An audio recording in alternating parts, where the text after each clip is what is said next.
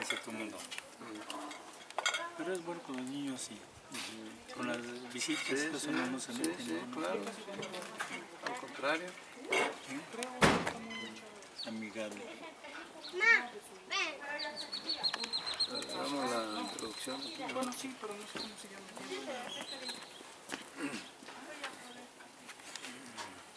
¿Quieres carnita? Sí, gracias. ¿Y mi sombrero? Ah, lo dejé de acá. Wow.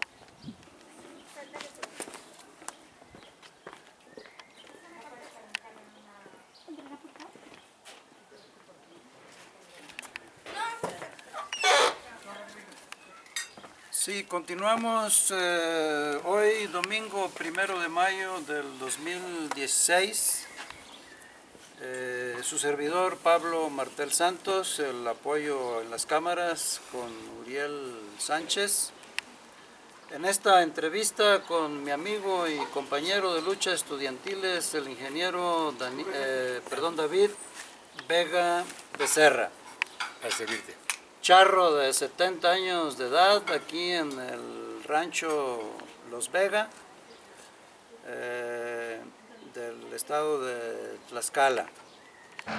Y habíamos dejado el tema en esta parte en que el movimiento estudiantil de 1967, apoyado de manera muy importante por el Instituto Politécnico Nacional, en esta huelga de solidaridad que hacen los politécnicos, Chapingo, las normales rurales, y donde, bueno, se crea un consejo coordinador de huelga que posteriormente, integrado por los mismos líderes que después formarían el Consejo Nacional de Huelga del Movimiento de 1968, y nos decías tú de este inicio de este movimiento del 68 con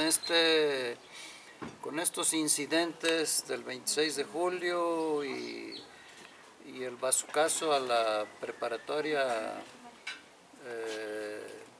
¿cómo se llamaba la preparatoria? Preparatoria 1. La preparatoria 1. San Ildefonso. Entonces, si nos das favor de retomar el tema, Vega. Sí, después de 1967, para darle una continuidad y explicar toda una serie de acontecimientos que se van a dar en el mes de julio, veníamos ya de una confrontación y lucha abierta contra la organización oficialista de la FENET. Algunos de los dirigentes, ¿verdad?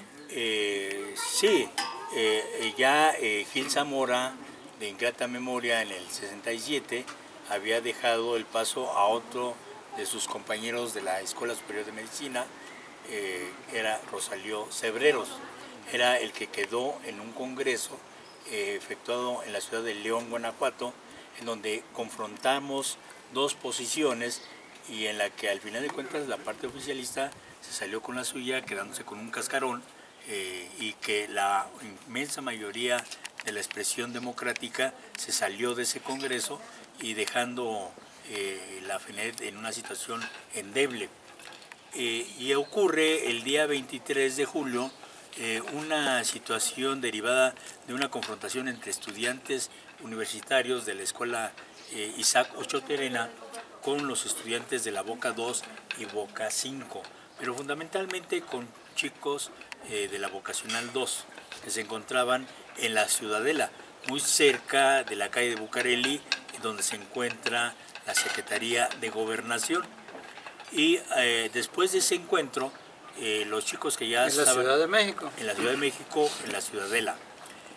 Ahí, después de ese encuentro, pues curiosamente se presentan un grupo de granaderos y persiguen a los estudiantes, principalmente de la Vocacional 5, que pues les hacen algunas acciones de repudio, y interviene directamente el cuerpo de granaderos y los agrede directamente. Como los chicos se refugian en la Vocacional, la policía, que eran los granaderos de aquel entonces, se introduce en la escuela vocacional 5, golpeando a todo el mundo, incluyendo a trabajadores y a maestras. Esto generó una acción de descontento que se expresaron con el acompañamiento a las escuelas vocacionales del Politécnico. El problema no tuvo mayor repercusiones más que en algunos aspectos de los medios de comunicación, pero en el sector estudiantil generó una efervescencia muy importante. Y en donde las dos fuerzas que veníamos manifestándonos desde el 67 en el Congreso de León, Guanajuato, de alguna manera nos expresamos. En esa ocasión yo ya estaba retirado de la actividad estudiantil porque ya habían entrado un relevo en la sociedad de alumnos, yo me dedicaba a trabajar, pero ante ese acontecimiento, vi y visualicé que se iba a dar una confrontación de nueva cuenta con la estructura de la FENET. Ante esa situación, yo acudí, porque era parte de la Central ya Nacional de Estudiantes Democráticos, acudí con un compañero que en aquel entonces era el secretario general, Arturo Martínez Nateras, y le expresé mi inquietud de la situación que estaba prevaleciendo y la efervescencia que se estaba dando. Ellos ya se habían comprometido a hacer una marcha por un acto conmemorativo de la Revolución Cubana, que partió del Salto del Agua a la Alameda. Y entonces los estudiantes de la Vocacional 5 y los dirigentes de la FENET optaron por hacer una marcha ese mismo día. Ese mismo día, pero en rumbos diferentes, de la Ciudadela al casco de Santo Tomás. Evidentemente, con una pretensión, la FENET, de reacuerparse y generar una situación nuevamente de control con aquellos sectores que nos habíamos manifestado ya en el Congreso de León, Guanajuato. Y uno de ellos era precisamente los estudiantes de la Vocacional 5, en donde había ya un dirigente que venía participando desde el movimiento 67, Genaro Alanís, de ascendencia sinaloense, y otros compañeros más. Ahí entonces se da esta reunión y hay una reunión de coordinación en la CENED que se encontraba en la calle de Córdoba, en la colonia Roma de la Ciudad de México, y tomamos la determinación de participar en la marcha para tratar de sustraer de la influencia a la gente de la FENET, quitarles el control. Era la idea. Y efectivamente a mí me encargan esa función de coordinación. Entonces éramos pocos alumnos del Politécnico en esa reunión, pero eran cuadros dirigentes. Y efectivamente nos pusimos de acuerdo de entrar en esa acción, en la marcha, y tratar de sustraer del control oficialista de la FENET. La marcha arranca de la Ciudadela y entonces yo me voy incorporando, tratando de coordinar a los pocos compañeros que teníamos conocimiento, que eran de la Vocacional 7, de la Vocacional 5 principalmente. Y entonces empezamos a hacer una labor de concientización de que lo que pretendían estas personas eran desviar la atención, quitar el peso de la demanda, pues llevándolos en una manifestación casi tipo paseo al casco de Santo Tomás. Cuando había planteamientos ya de los chicos de Vocacional 5 y otras vocacionales, un tanto más radicales, de ir a expresar este repudio y una petición ya concreta que eran 3 puntos: indemnización a los heridos, destitución del cuerpo de granaderos y destitución de los mandos policíacos, Cueto, Mendiolea y un coronel Frías. Ya los estudiantes en aquel entonces planteaban estas 3 demandas. Se da la marcha y se sigue... Demandas originadas de la represión, que no tenían mucho que ver con los aspectos académicos, pero que pues eran por la represión misma, ¿verdad? Sí, el ambiente antidemocrático, represivo que se vivía en aquel entonces. Y llegando al Monumento a la Revolución, en una actitud de osadía y realmente de clara agitación, de denuncia, se para un compañero, Efraín García Reyes, de esta familia de compañeros combativos muy excelsos, muy puntuales en su posición de denuncia, y empieza a arengar al contingente de la FENET. Obviamente los que nosotros les decíamos, un tanto respectivamente los fenetos, le empiezan a lanzar palos, piedras y lo bajan. Pero entonces el contingente entra en un inicio de efervescencia. Otros estamos haciéndole apoyo, verbalizando que era incorrecto esa marcha hacia el casco de Santo Tomás, y entonces me detectan a mí los fenetos y resulta que me empiezan a corretear porque vieron que le estábamos quitando el control de la marcha. No logran alcanzarme, me les escabullo y sigue la marcha y nosotros continuamos en esa acción. Al llegar al casco Santo Tomás se va caldeando tanto el asunto y empieza a proliferar la situación ya más a nuestro favor, con lo cual le quitamos el control de la marcha a los de la FENET y efectivamente empezamos a tomar camiones para irnos al centro de la Ciudad de México. En lo particular yo procuré traer y jalar a la dirección de la Vocacional 5, concretamente al compañero Genaro Alanís, porque había el acuerdo de llevar y hacer coincidir esa marcha con los compañeros que estaban haciendo el mitin en la Alameda. Y entonces llegamos a la Alameda, llevo a Alanís a la tribuna donde estaba Arturo Martínez Nateras y le solicito el apoyo y que escucharan a los compañeros de la Vocacional 5. Y efectivamente toma la palabra Genaro Alanís y solicita apoyo solidario y entonces cunde el acuerdo rápidamente entre el sector estudiantil universitario, fundamentalmente de izquierda, y se decide irse al Zócalo acompañándolos.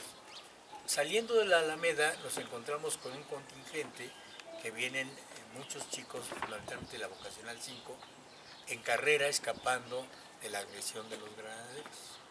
Y ahí otra vez volvemos a tomar el planteamiento, y fundamentalmente eso lo hace Nateras, subido en un poste, y convoca a irnos al Zócalo. Volvemos a entrar en la calle 5 de Mayo y ahí se da otra confrontación con los granaderos. Y se genera una situación de combate en toda la zona de la Alameda, donde se encuentra el Palacio de Bellas Artes, empiezan a haber elementos de rompimiento de cristales, ¿sí? Y entonces se genera un caos. Muchos jóvenes empiezan a huir y toman rumbo al barrio universitario, donde en la calle San Miguel Alfonso se encontraba la preparatoria 1. Y allá buscan de alguna manera protección y los granaderos los siguen y entran en contacto con los estudiantes universitarios y les dan palo a todos. Los estudiantes universitarios no sabían lo que estaba sucediendo. Y cuando van saliendo, caminando por la calle de San Ildefonso, ¿verdad? En esa zona universitaria, los agreden, los golpean y también se meten a las escuelas y se atrincheran. Empieza a haber una respuesta por parte de los estudiantes y entonces ahí cunde una acción ya mucho más abierta y franca en términos defensivos, y empiezan a crearse barricadas en el mero centro de la ciudad. Y esto, ¿Con qué hacen las barricadas? pues con camiones que detienen y queman, ¿sí?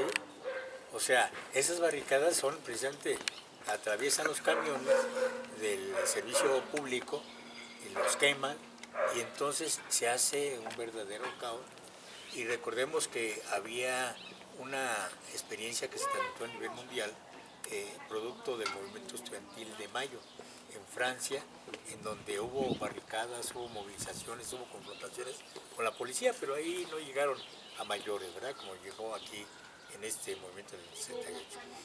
Esto hace que se genere una situación prácticamente de caos y como nosotros los politécnicos estábamos organizados, nos conocíamos y teníamos una experiencia previa de la huelga de 1967, acudimos en forma organizada a CEU, en donde en la Facultad de Filosofía y Letras, se convocó a una reunión de coordinación. CEU, Ciudad Universitaria, ¿no? CEU, Ciudad Universitaria. En aquel entonces, uno de los principales dirigentes era Roberto Escudero. Él, en un escritorio, trataba de poner orden, pero era un verdadero caos. No había la posibilidad de generar una dirección coherente que aglutinara y que hiciera un planteamiento serio, formal y además con idea estratégica.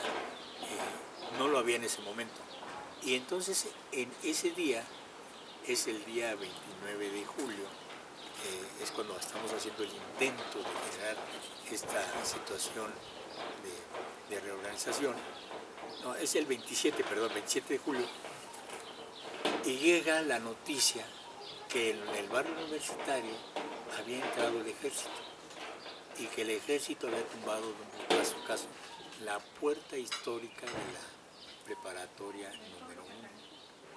Ante ese caos se disolvió esa reunión y no nos volvimos a reunir más en CEU en ese momento, y entonces el sector del Politécnico fungió como el elemento aglutinador y las reuniones se prosiguieron haciendo en la unidad profesional de Zacatenco, fundamentalmente en la Escuela Superior de Física y Matemáticas, donde estaban cuadros muy importantes que habían participado en la huelga de 1967. Ya en el Instituto Politécnico. En el Instituto Politécnico Nacional.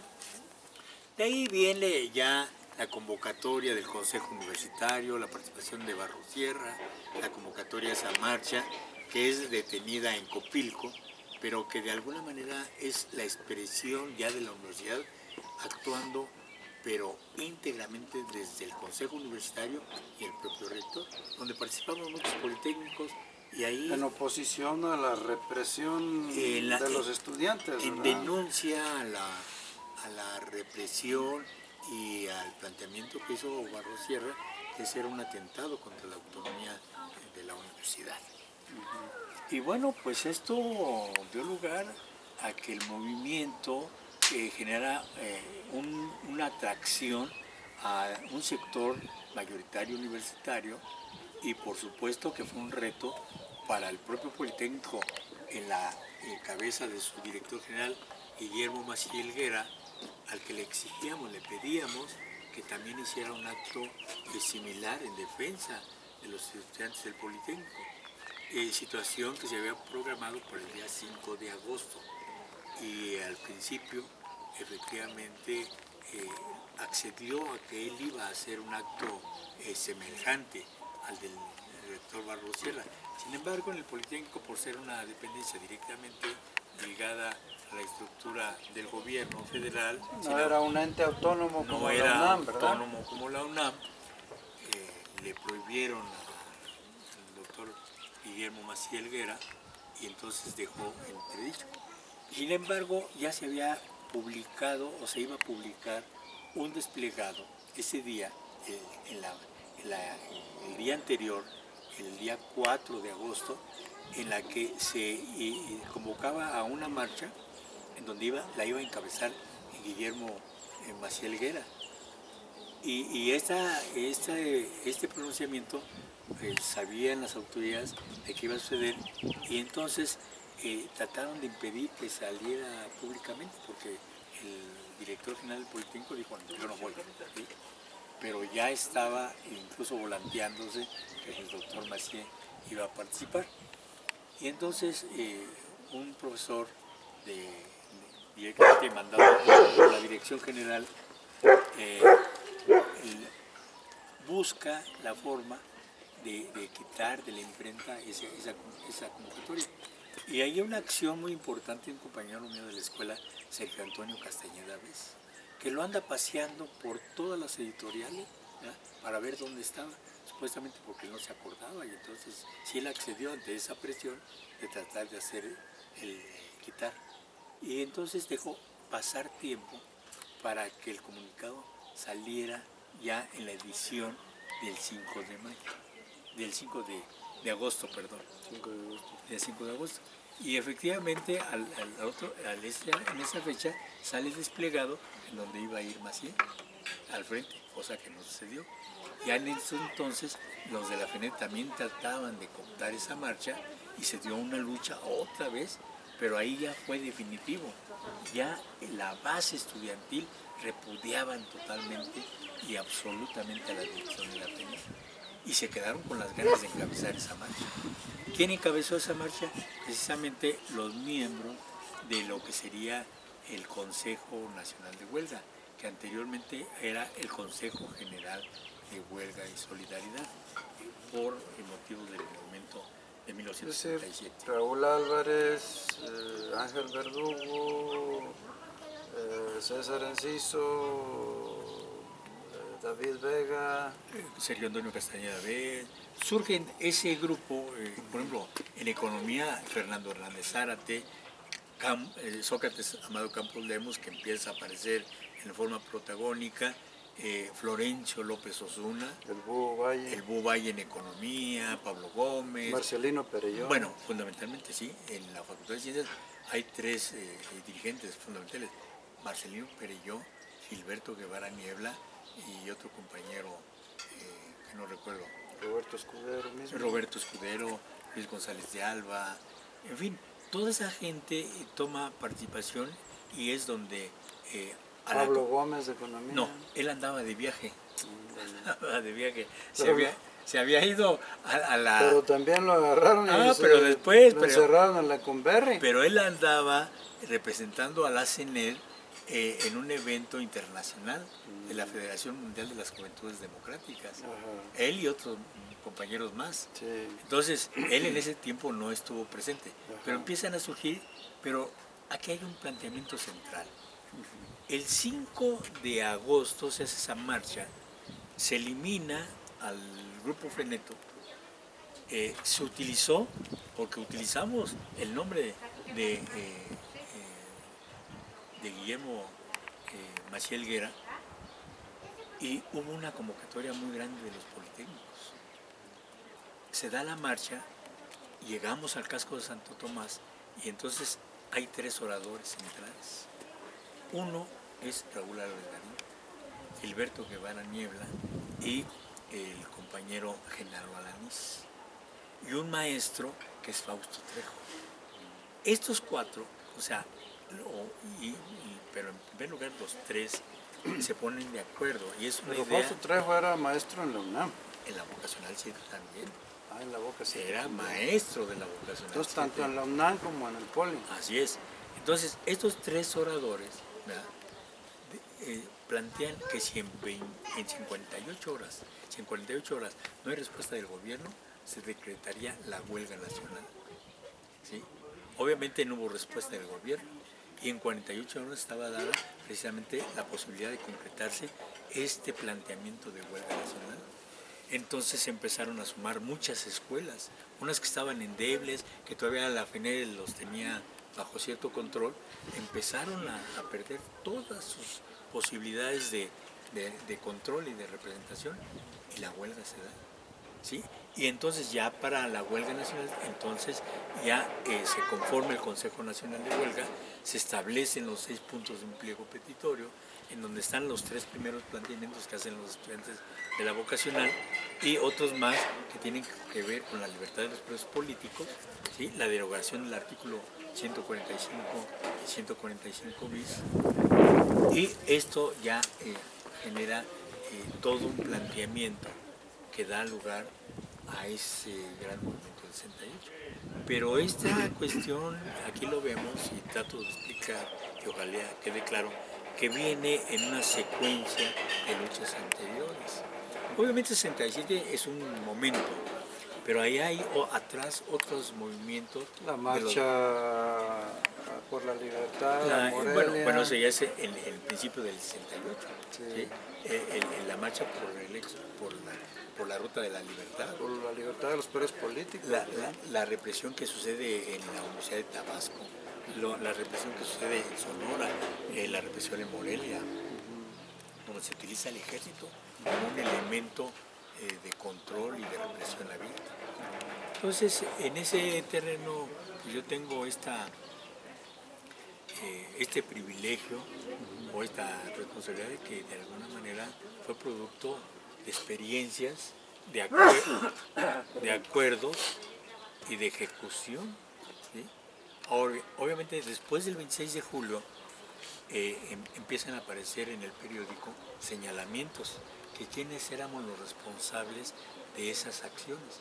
Entonces, con la información que pasaron los de la FENED, pues mencionan que los agitadores comunistas, ¿verdad?, era García Reyes, los hermanos García Reyes y tu servidor.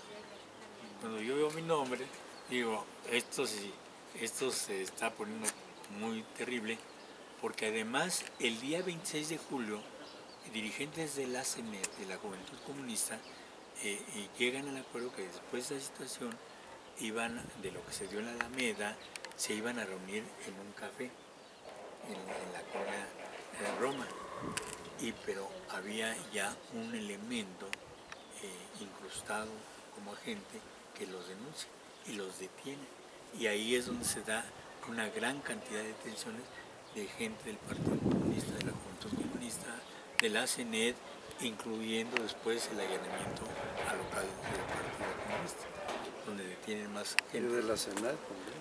Sí, de la CENED.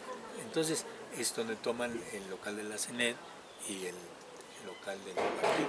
Entonces empiezan a hacer una persecución ante esa situación y aparecer mi nombre, que efectivamente yo era uno de los que estaban ahí movilizados y actuando críticamente. Pues trato y tomo medidas de no aparecer públicamente. Eso es una cosa que me ayudó mucho posteriormente, ¿sí? Entonces, ese es el inicio del 68. Obviamente ahí empiezan a surgir grandes liderazgos, se consolida el liderazgo de Raúl Álvarez Lavín. Públicamente también tiene que ver mucho la figura de Marcelino Perelló.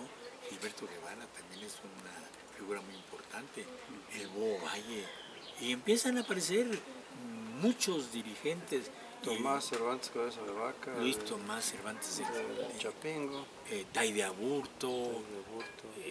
Bueno, el Anormal Superior, Enrique. Se da todo este brigadeo con una participación masiva de estudiantes, convocando a la gente, informando a la gente, volanteando, haciendo mítines relámpago que... Pues, ¿sembraron en la Ciudad de México? Sí, que se convierte en manifestaciones muy masivas. Un detonante de denuncia y de movilización. Sí. Entonces, sobre el 68 se habría hablado muchas cosas y hay varias etapas, ¿no? Sí. Pero podríamos cerrar esa parte que es el inicio, ¿no? Sí. Claro, mi participación, yo soy nombrado por parte de mi escuela presidente delegado ante el Consejo Nacional de Huelga, y ahí participo, digamos, a mitad de participación pública, ¿no? Sin embargo, en las brigadas, diario hacíamos brigadas en nuestra escuela, diario salíamos a volantear, en fin, hasta que llegaron a otras cosas. Sí, pues tú eras, además de dirigente, eras un activista de tiempo completo. Sí, totalmente. O sea, en mi escuela había pocos oradores, era una escuela pequeña de ingeniería, o sea, con una mentalidad de tipo empresarial. O sea, sin embargo, hicimos un equipo muy bonito, muy grande, de compañeros que participaron en forma heroica en muchos casos. ¿Sí? Porque, pues sí, participamos igual que todas las escuelas con nuestra prensa que se llamó precisamente Belisario Domínguez. porque en aquel entonces se Con convocó- mimeógrafo y... Sí, mimeógrafo, pues era lo que se usaba, y el mimeógrafo de la escuela. Entonces comprábamos con el volanteo, el dinero que obteníamos en los volantes, pues comprábamos comprábamos el papel, la tinta, las tortas, porque ahí desayunábamos, comíamos y cenábamos en la escuela, y además teníamos que llevar nuestra cooperación al Consejo Nacional de Huelga. Cada sesión del Consejo teníamos que llevar, ¿verdad?, nuestros botes con 20 pesos, ¿verdad?, monedas que en aquel entonces les recabábamos en las brigadas, porque nadie nos dio ni un quinto. Después decían que habían sido prominentes gentes ligados a la política, pero todo ese movimiento se mantuvo del boteo, de la recolección que hacíamos en las brigadas. Sí, había mucho manejo de prensa por parte del gobierno para desacreditar el movimiento. Y bueno, se da todo este proceso hasta llegar a este hecho trágico del 2 de octubre del 68 en la Plaza de las Tres Culturas, en Tlatelolco, que bueno, pues es el desenlace trágico, terrible que tiene este movimiento estudiantil popular tan importante, en donde tú, tengo entendido, fuiste el último orador en ese mitin. Así es. Ya la situación del movimiento había pasado por toda una serie de fases de participación masiva, desenmascaramiento de la política del gobierno, y se habían dado ya confrontaciones muy fuertes. Y donde se dio la épica de resistencia definitivamente fue en el Politécnico, en la zona de Tlatelolco, en la vocacional 7, ahí estaba la prevocacional número 4, y también en el casco de Santo Tomás. Del día Con el 18. ejército en las calles, Sí, casi permanentemente, ¿verdad? un estado de sitio prácticamente. Sí. Pero el día 18, 19, 20, 21, en el área de Tlatelolco se dieron sendas confrontaciones muy fuertes, pero que ahí acudíamos en solidaridad a diferentes escuelas y ya hasta había especie de relevos. Esto es una situación que obviamente el gobierno detectó, que había ya pasado la fase de la denuncia directa a través de las brigadas, que siguió todo el tiempo, a una fase organizativa de autodefensa. Y de participación popular. Sí, claro, pero ya de organización de autodefensa, porque empiezan a aparecer elementos ya organizados para contrarrestar los choques con los granaderos, y a veces y muchas veces el saldo fue favorable a nosotros. Eso ocurrió en el casco de San Tomás el día 20 de septiembre, que para ocupar primero la montada no lograron entrar al casco de Santo Tomás, donde hubo compañeros que tuvieron una situación de defensa heroica. Y ahí ya Sóstenes Torrecillas es uno de los participantes activos, Fernando Hernández Zárate, Florencio López Osuna, los compañeros de ciencias biológicas, o sea, Seferino Chávez, Marta Servín, y algunos que fueron hasta prominentes funcionarios posteriormente. Y yo lo puedo decir, Marco Polo Bernal y Aragüen, él es uno de los activos ahí en aquel entonces, posteriormente subsecretario de la Secretaría de Educación Pública, ¿sí? Y otras gentes más. Entonces para ese momento ya había una situación muy violenta, terrible. Yo en lo particular sí veía ya inminente la cuestión de la represión. Hicimos varios intentos de plantear la necesidad de una negociación, pero no se podía, era imposible. Había una situación de espiral de violencia. Y de cerrazón por parte del gobierno. Sí, y de provocaciones. Entonces, por ejemplo, vamos a dialogar, y en la noche el ametrallamiento de las escuelas, la detención de personas, torturándolos, en fin, había todo un ambiente terrible. Y ante esa situación se da primero un mitin, después de las confrontaciones en Tlatelolco, que es muy fuerte el planteamiento de algunos de los oradores, concretamente el compañero Nazar. Yo en la sesión del Consejo hago una crítica que no era un planteamiento adecuado, decir que el gobierno no podía entender más que por la fuerza, porque eso lo dice el compañero Nazar en un momento de exaltación y de no medir los alcances de esas frases. O sea, si tú lo dices en un mitin público y uno de los estudiantes dice, y es que esto el gobierno no lo puede tener más que a la fuerza. Esa es una cuestión que se daba en los hechos, pero no se podía estar publicando de esa manera. Sí. Pues yo hago esa crítica y entonces precisamente por eso el compañero Nazar dice, en el siguiente mitin, dice, bueno, pues ahora que sea Vega, a ver qué dice, ¿no? Diciendo, pues a ver, bueno, vale, le atoro al reto. Y otro compañero plantea que yo sea el que hable sobre las brigadas, porque todo el mundo sabía que yo había sido desde el principio pues un brigadista activo, ¿no? Muy activo. Entonces efectivamente me toca ser orador conjuntamente con el Búho Valle, que él iba a hacer un llamado a una huelga de hambre de los presos y se iba a hacer, íbamos a entrar, estábamos definiendo una fase de resistencia pacífica, así pasiva, para contrarrestar toda la campaña propagandista del gobierno, y además que estaban las Olimpiadas encima, ya estaban las Olimpiadas. Sí. Entonces teníamos que actuar de una manera que pudiera seguir continuando el movimiento y dar un mensaje de no agresión, sino de una coherencia pacífica y democrática. Y entonces a mí me toca ser el orador. El otro orador, Florencio López Osuna, se le encarga de mencionar la importancia del movimiento, pero él plantea precisamente que no íbamos a ir en marcha, porque en ese momento se había planteado una marcha de Tlatelolco al Casco Santo Tomás, que estaba tomado por el ejército desde el 23 de septiembre. Entonces decidimos que no, que en un acto de buena voluntad, para demostrarles a los enviados del gobierno que ya había nombrado Gustavo Díaz Ordaz y que los dirigentes habían tomado también contacto con ellos, entonces plantear que tratábamos de disuadir pues esta situación de la represión a través de un planteamiento de que no íbamos a salir en marcha, porque era pues, como grandes peligros de confrontación. Me toca a mí el ser el orador, empiezo a hablar, a plantear precisamente la importancia del trabajo de las brigadas, lo que representaba, y que a través de esta forma habíamos echado abajo toda la campaña periodística.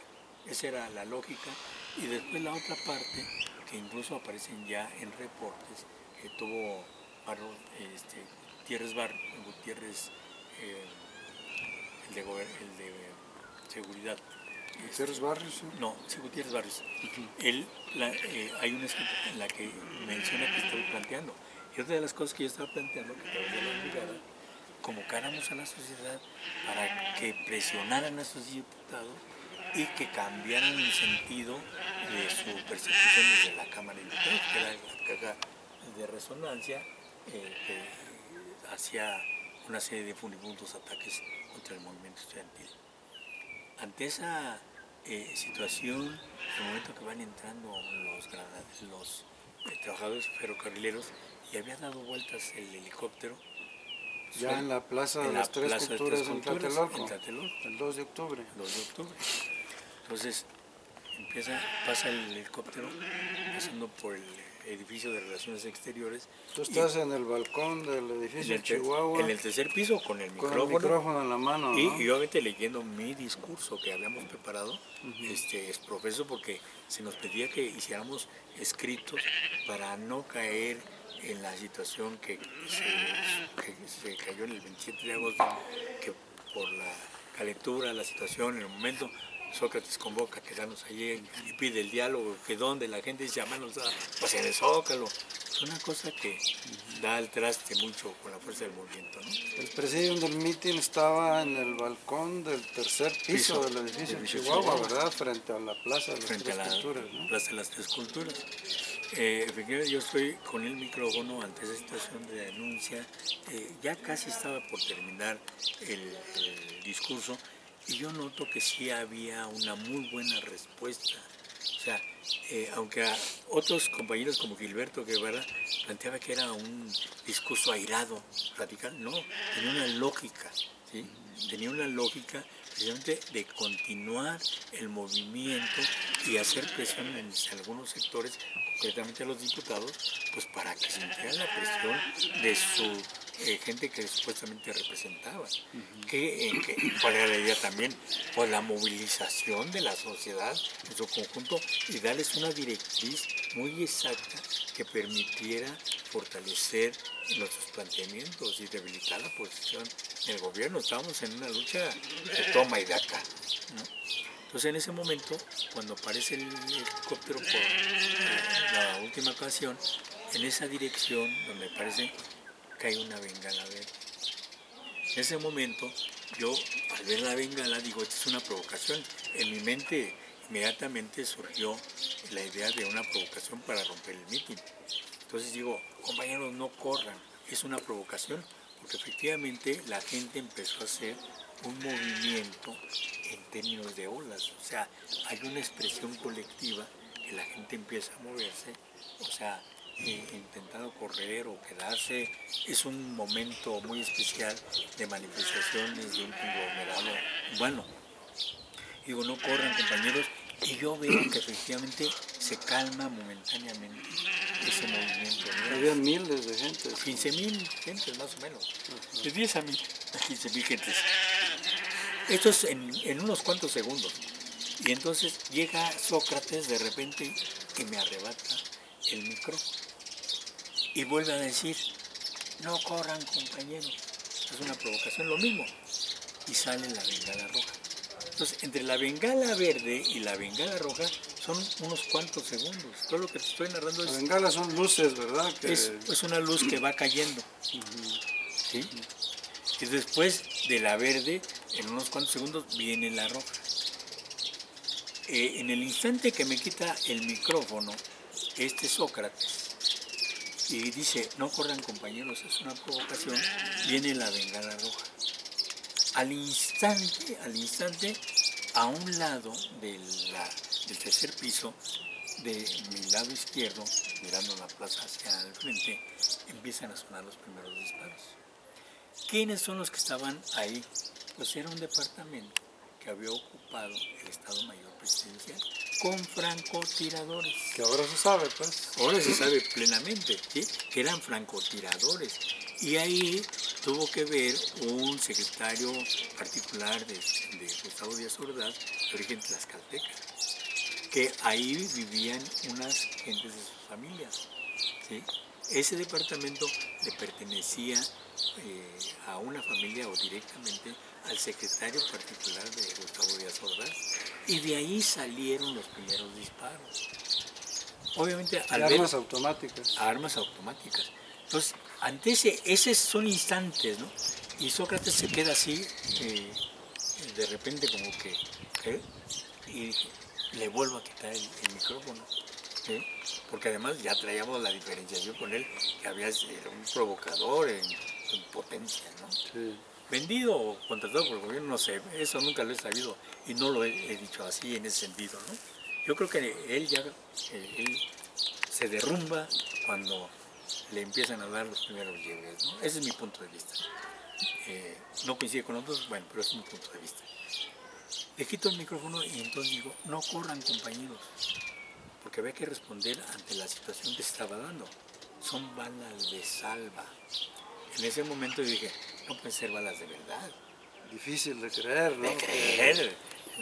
Era un chamaquillo, hay unas fotografías mías que después te las voy a proporcionar, o si las tienes en el libro autobiográfico. Sí, sí. Pues era un escuincle, pero con una agilidad de alguna manera que te estaba dando el vivir esos procesos de lucha, de participación, que te surgen y te salen situaciones emocionales, algo muy personal, interno, que te sublima al final de cuentas. Te das cuenta, no encuentras la santificación, pero es una forma de entrar en una relación de espiritualidad y de planteamientos muy especiales, que estás luchando con algo, por algo justo, con peligro de todo, y entonces estás dispuesto a todo. Entonces digo, no corran, son balas de salva. ¡Pau! Siento el guamazo aquí, que tengo hundido el cráneo. Un golpe en la cabeza. Golpe en la cabeza, contundente, que me lo dan con la cacha, la pistola. Obviamente suelto el micrófono y caigo. Florencio López Osuna dice que me dio el guamazo, le salió el tiro.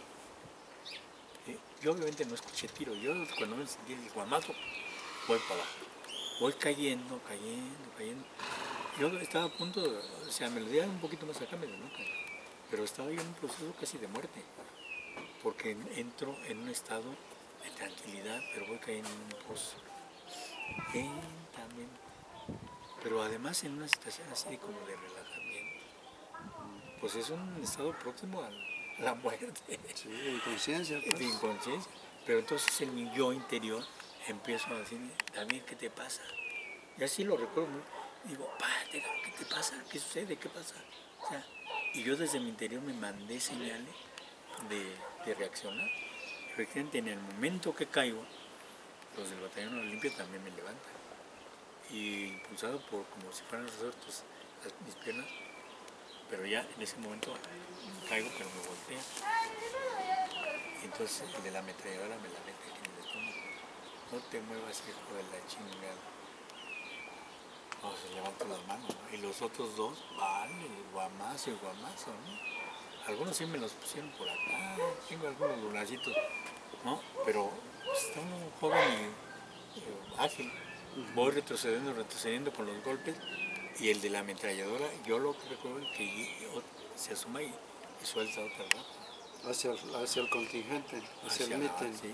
Y pues de este lado también se oyen disparos. Alguna gente, yo no lo vi ya directamente, pero alguna gente dice que era un hombre de gabardina. ¿Sí? Y entonces retrocedo y llego contra la pared, ¿verdad? Ya estaba yo bien guameado, y entonces en ese momento empiezan a entrar los disparos. Contra Arriba, ustedes. ahí De abajo hacia arriba. era un ángulo de abajo hacia arriba, porque pegaban bastante arriba. ¿Disparos de ráfaga o De automático? ráfaga y De las dos. de las dos. Y entonces al suelo, todos al suelo, porque los del batallón Olimpia pues, también empezaron a recibir esa Este refriega. batallón Olimpia, que eran jóvenes militares. De tipo militar. Se sabe hoy en día, ya hay mucha información de ellos. Sí. Era un cuerpo especial que juntaron lo más selecto del cuerpo militar para supuestamente cuidar las Olimpiadas. Comandado por el Estado Mayor Presidencial. Pero en esencia empezó a ser parte de un cuerpo paramilitar para actuar en la oscuridad. Que se utilizó ahí en esta En ese trama. Y se empezaron, para reprimir. nosotros creemos que ellos también fueron parte del cuerpo que empezaron a asaltar escuelas, a ametrallar escuelas, entre ellas la vocacional 7. Entonces eran jóvenes, muy pelo militar, ¿ya? Traían la pistola, una escuadra y el guante blanco. En la mano izquierda. ¿No? Y entonces pues ahí empieza la refriega, o sea, el balacera, y yo después empecé a sentir cómo venían los disparos ahora en un ángulo superior, porque donde estábamos acostados pegaban a esta altura. Los primeros pegaban a la parte de arriba.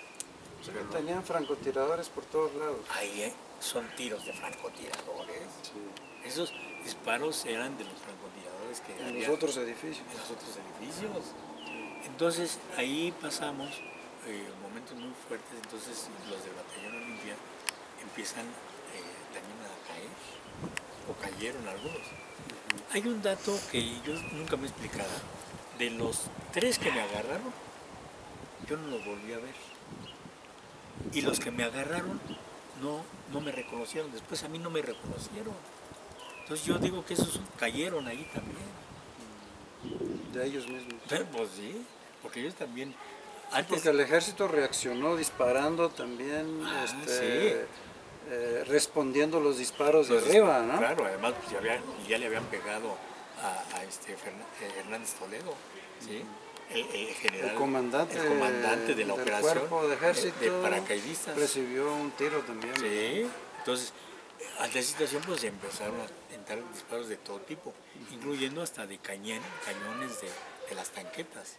¿No? Cuando truena el guamazo del